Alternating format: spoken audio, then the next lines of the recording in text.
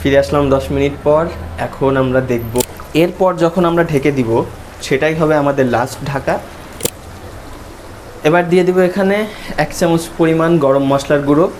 আসসালামু আলাইকুম এভরিওয়ান, চলে আসলাম আম্মু আর আমি। আম্মুর চ্যানেলে গরুর মাংস রিলেটেড অনেক রেসিপি আপনারা দেখেছেন অলরেডি, কিন্তু আজকে আম্মু আর আমি দুজন একসাথে তৈরি করব বিফ কষা রেসিপি, যেখানে বিফটাকে কষিয়ে একটু ভিন্ন স্টাইলে রান্নাটা হবে। তো চলুন শুরু করা যাক। বিফ কষা রেসিপি তৈরি করার জন্য প্রথমেই আমরা নিয়ে নিব এখানে 1 কেজি পরিমাণ গরুর মাংস, যেটাকে প্রথমে আমরা মেরিনেট করে নেব। মেরিনেট করার জন্য এখানে আম্মু একটা পাত্র নিয়ে নিয়েছে এবং এই পাত্রতে এবার একে একে করে মশলা মিক্স করতে হবে।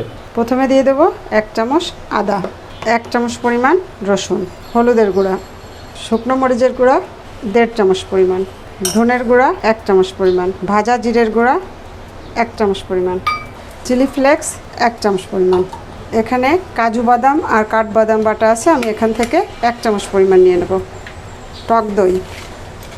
টক দইটা আমি এখানে গুলে রাখছি, এখানে পরিমাণ মতন টক দই দিয়ে দিলাম। একটা টমেটো পেস্ট করে নিয়েছি, টমেটো পেস্টটা পুরোটা দিয়ে দিতে হবে। এখানে আপনারা সসও ব্যবহার করতে পারেন। এবার আমি মাংসটা দিয়ে দেব। এখন যাবে স্বাদ মতন লবণ, বড় চামচের 1 চামচ পরিমাণ লবণ আছে এখানে। বিফ কষাটা সাধারণত সরিষার তেল দিয়ে করলে বেশি মজা হয়। আমি এখানে প্রায় 100 গ্রাম সরিষার তেল দিয়ে দিলাম। সব কয়টা উপকরণ ভালো করে মাংসের সাথে মেখে নিতে হবে।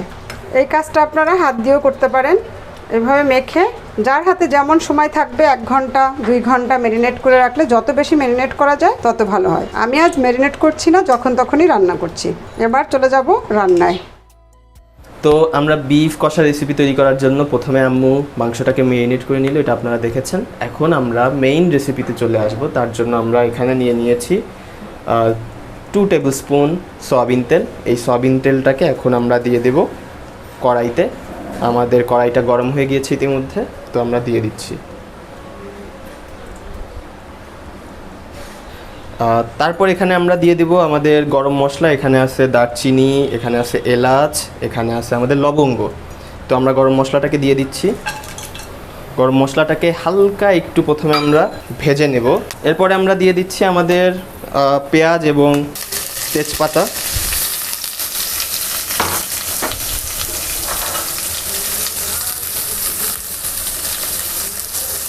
আমাদের পেঁয়াজ, তারপরে আমাদের গরম মশলা, এগুলো মোটামুটি ভাজা হয়ে গিয়েছে। এর ভিতরে এখন আমরা দিয়ে দিব আমাদের মেরিনেট করা মাংসগুলো। কিন্তু এখানে আমরা বেশিক্ষণ ওয়েট করি নাই, যেহেতু আমাদের সময় স্বল্পতা রয়েছে। আপনারা চাইলে 1 ঘন্টা বা আরও বেশি মেরিনেট করে রাখতে পারেন। যতটা মেরিনেট করে রাখবেন তত মাংসটা আরও সফট হবে। পেঁয়াজের ভিতরে এখন আমরা মাংসটা ঢেলে দিব।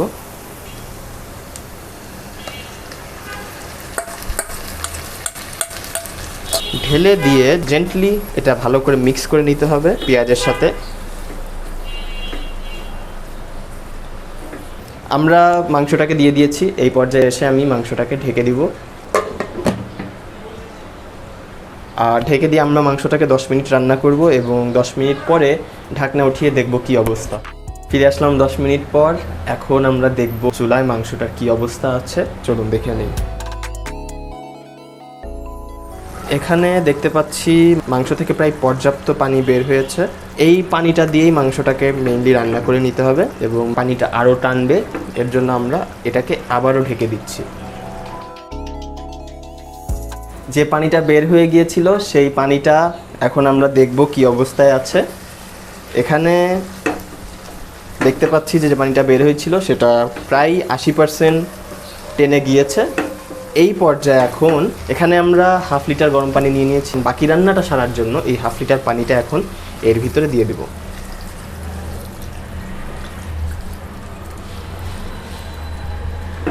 এই পর্যায়ে এসে এখন আমরা মাংসটাকে আবারও ঢেকে দেব এবং ফিরে আসব এই পানিটা টেনে যাওয়ার পরে।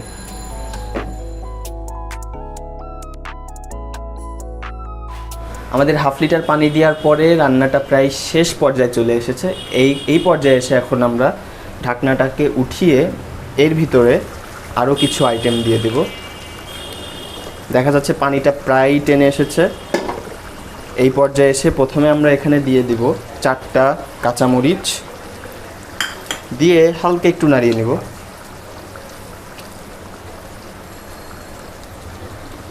এবার দিয়ে দিব এখানে 1 চামচ পরিমাণ গরম মশলার গুঁড়ো, দিয়ে আবারও আমরা মাংসটাকে মিক্স করে নিব। এরপর যখন আমরা ঢেকে দিব সেটাই হবে আমাদের লাস্ট ঢাকা, এবং এরই মাধ্যমে আমাদের রান্নাটা শেষ হয়ে যাবে। মাংসটাকে আমি ঢেকে দিচ্ছি এই পর্যায়ে, এবং ফিরে আসবো আবারও পরিবেশনের স্টেপে এসে। চলে আসছি আমাদের রান্নার একদম শেষ স্টেপে। এই পর্যায়ে এখন আমরা ঢাকনাটা উঠিয়ে দেখব যে মাংস এবং তেল সম্পূর্ণ আলাদা হয়ে গিয়েছে, তেলটা উপরের দিকে ভেসে উঠেছে এবং আমাদের মাংসের ভিতরে কোনো প্রকার আর পানি নেই। যখন আমরা এই পর্যায়ে চলে আসব তখন আমরা মাংসটাকে নামিয়ে পরিবেশন করব, এবং আপনারা এটা চাইলে রুটি দিয়ে, আপনারা চাইলে ভাত দিয়ে, আপনারা চাইলে খিচুড়ি বা পোলাও, যেভাবে পারেন রেসিপিটি মজা করে খেতে পারবেন। আশা করি ভিডিওটি আপনাদের ভালো লেগেছে। আপনারা যদি এরকম বড় ভিডিও যেখানে আম্মু আর আমি একসাথে কোনো রেসিপি তৈরি করব, এরকম ভিডিও যদি দেখতে চান তাহলে অবশ্যই কমেন্ট করে জানাবেন। এখন আমরা মাংসটা পরিবেশন করব। ভিডিওটি ভালো লাগলে অবশ্যই আমার আম্মুর চ্যানেলে সাবস্ক্রাইব করবেন এবং ভিডিওতে একটি লাইক দিবেন। ফিরে আসবো আবারও এরকম কোনো একটি রেসিপি নিয়ে। সবাই ভালো থাকবেন, ধন্যবাদ।